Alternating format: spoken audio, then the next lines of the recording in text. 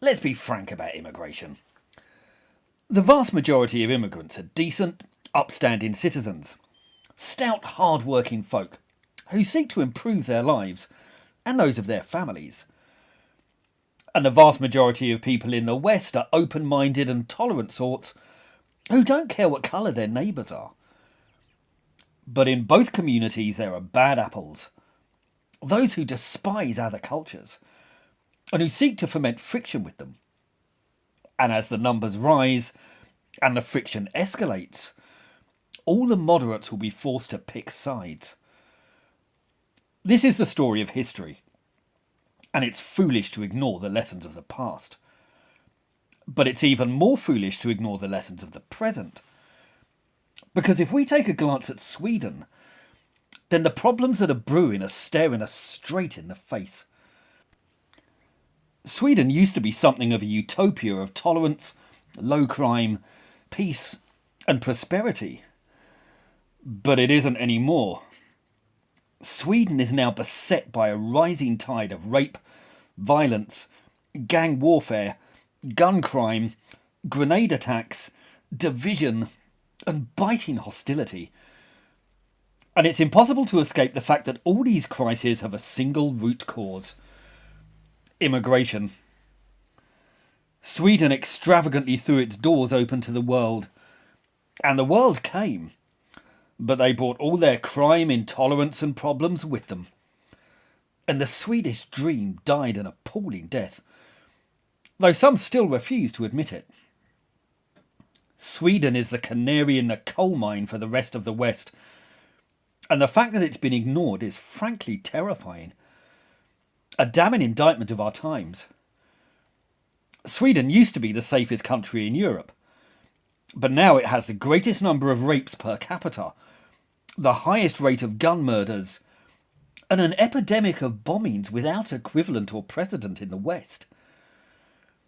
In the 5 years since the election of 2018, there have been 500 bombings, endless stories of gangland killings, many with children caught in the crossfire.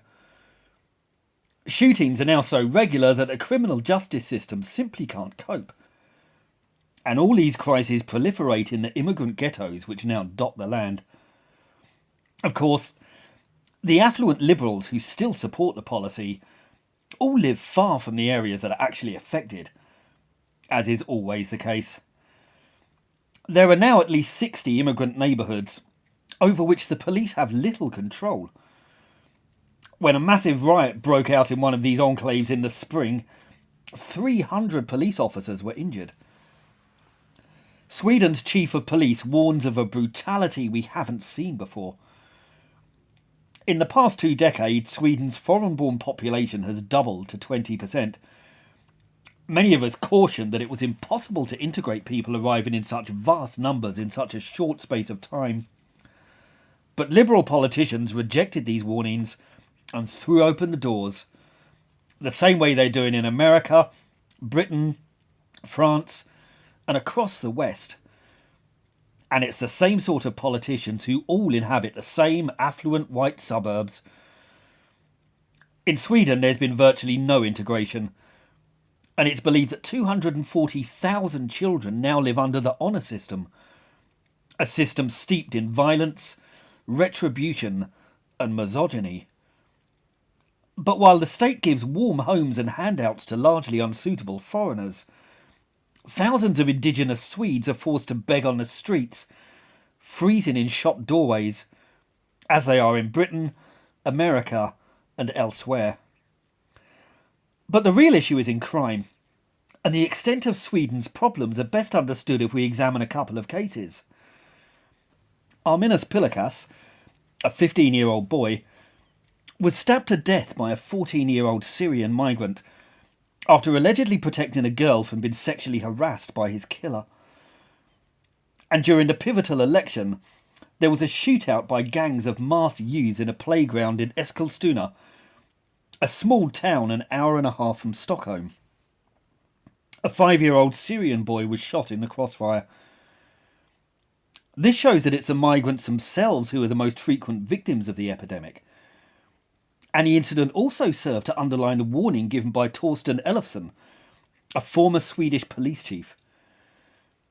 He cautioned that violent crimes are getting worse, and that while such issues used to only happen in big cities like Stockholm, Malmo and Gothenburg, they've now spread to small towns everywhere. The shooting in Eskilstuna had lasted several minutes, terrifying families who were eating at the picnic tables adjacent to the playground. As well as the 5-year-old boy, an Iraqi mother in her 20s was also hit in the crossfire. A 38-year-old witness called Fatima, a migrant from Somalia, now claims that the region in Sweden is even more dangerous than her homeland. In fact, it was the third shooting at the same playground in less than a year. The gangs in the region, from Iraq, Somalia and Syria, drop out of school at an early age and get involved in the drug trade. They were given migrant status when Sweden flung open its doors, and now Sweden is counting the cost. The town's mayor, Jimmy Jansson, says, "We didn't understand that some don't want to join our society, that they come here to live, but not to work. They're not interested in Sweden or its culture. We reach out to them, but they don't want to be reached." The issues are exacerbated as under Sweden's lax youth penal system, a convicted murderer under 18 serves just 2 or 3 years in a reform establishment. As for rape, up to 85% of rapes in Sweden are committed by migrants, who make up just 20% of the population. Sweden opened its doors to large numbers of men from Afghanistan and Arab countries that do not share their progressive views towards the fairer sex, and Sweden's women are counting the costs. In the immigrant enclave of Malmo, Basim Mahmoud, the controversial imam who called Jews the offspring of pigs and apes, boasted that Muslims would soon take over. In a broadcast, he sneered that Sweden is ours in 10 or 15 years, whether they like it or not. One policeman, Peter Springer, went public with the vast numbers of rapes, assaults, robberies, shootings and extortions he deals with every week. The perpetrators were all from Iraq, Turkey, Somalia, Syria and Afghanistan. In October 2022, Sweden broke the liberal stranglehold that has existed in their politics since the 1930s and voted in a right-wing bloc opposed to immigration. But the truth is it's too late. And it's close to too late for much of the West too, as the appalling week-long riots between Muslims and Hindus in Leicester just showed. And yes, all communities, all ethnicities cause problems. But when they do, they need to be confronted, not brushed off or dismissed, as they always are with migrant crime, no matter how bad it gets. No one tries to hush up any other criminal issues, so they don't need to be highlighted.